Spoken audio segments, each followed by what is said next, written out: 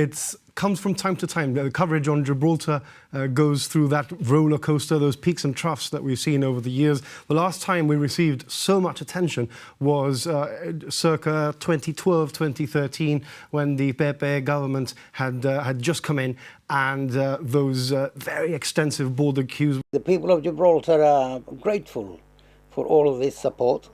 And in particular, I mean, the Sun and other newspapers, but the Sun being Britain's largest selling newspaper, it is important what they say because it gets across to very many people. I mean, I don't think anybody was expecting that the situation would blow up to such an extent. But what we must do now, is to get something important out of it. Well, it's been interesting, and obviously it's been very varied as the media scene itself in the UK. So you've had some of the broadsheets, in particular The Guardian, with some detailed, informative and subtle pieces on the rock.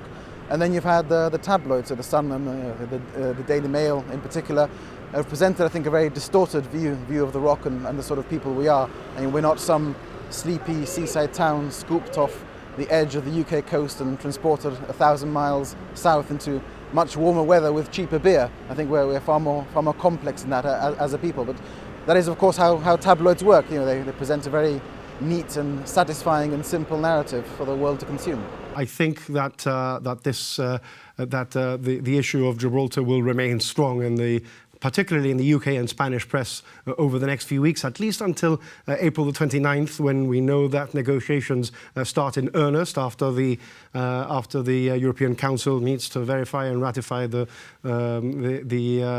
proposals of the negotiating strategy. And then after that, we will of course see negotiations start in earnest.